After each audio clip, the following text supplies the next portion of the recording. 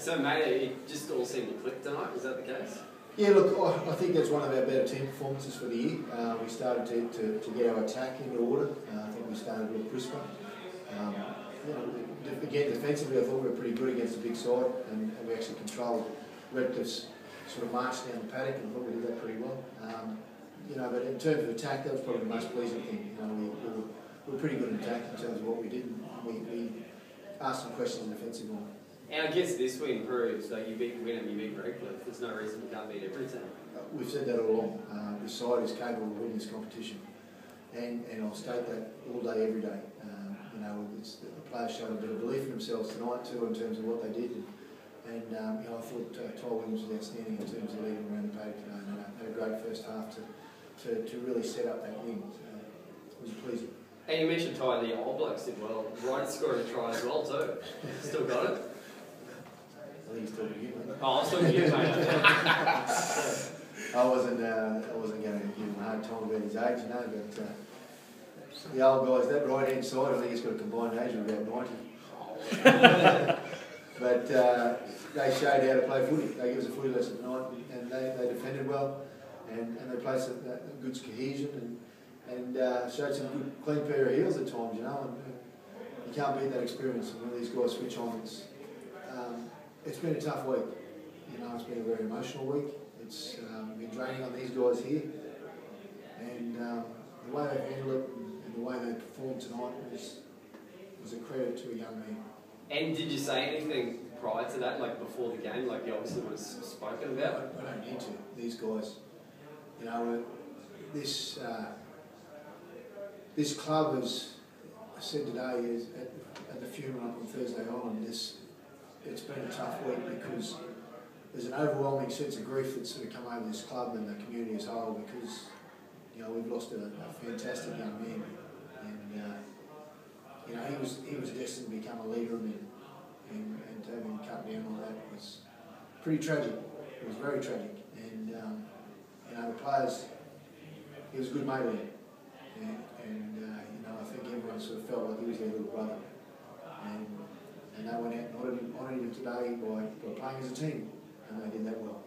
And Ty, given all of what happened, it's almost as if you guys had a look in your eye of like, we're not going to lose tonight. You can say that, you can put that down to that maybe, but I think it was just more, we got belief in ourselves. We know it's been a tough week, and we've bonded together pretty well. Even though tragedies happen in the club, it's brought us closer together as a group, and that's how much that young fellow meant to us. 19 years old, and to see this guy have an effect on grown men, 32, 33-year-olds, is probably a big thing to say about the kid, but in saying that, we'll always wear his name on our heart with our jerseys, so if we have to turn in every week and play for Maya, we shouldn't be playing this game, so he'll always be there with us. And like, you've played everywhere. Is this one of the toughest weeks you've had footy-wise? Yeah, definitely. Fortunate enough to meet him when I was at the Cowboys. Never thought a young fellow would touch your life as much as that, but to see him every day was always a pleasure. To not see him now is always going to be upsetting, but we always just push forward with it, and remember he's always there. Ty, with your own form particularly, you seem to be running the ball especially well. Is that something you chatted to me about? Is that just coming from confidence of your position? No, not really. It's more, Maydo's always into me about playing square. I've got a habit, because I've played in the back, so I run overs. In the last few weeks, I've worked with Dave. I did a bit of work with Shep the other night as well. Just playing square and bringing my fellows onto it. Ethan Lowe's been sensational on our right edge. He's had that little punch, and he's got experience, and he's destined for an NRL club. So having him around me, it's been very helpful, and he's telling me what he wants, so that just takes a whole lot of weight off my shoulders.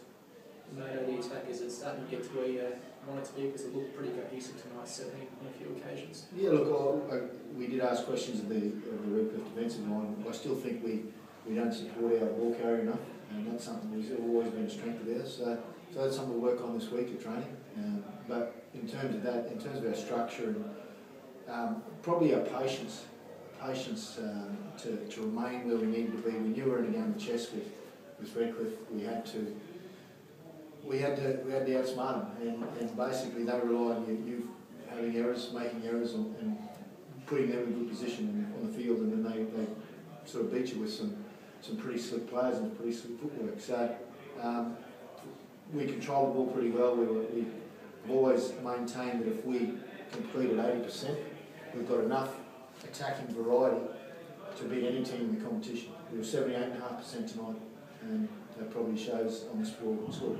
And were you particularly happy with the way the Bulls responded defensively? Because when Redcliffe got back to 26-5, they were always going to search you. You had a couple of goes at your try line there, and the Bulls were able to repel them. Must be really heartening to see that. Oh, look, it was. Like, we defended our try line 2 sets of 6 in a row there, and that's very pleasing. You know, that's the type of desperation you need to win the competition. So it was probably only one set in the game that I was unhappy with defensively, and that was a set where they actually marched down the paddock and we didn't win a tackle.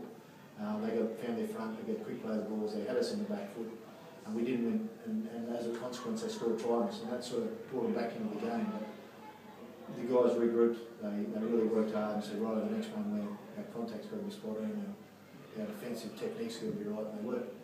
And injury-wise, how'd you get out of the game? Pretty good? Or? Yeah, look, there's some bumps and bruises. Frizz's got a bust, he's got a,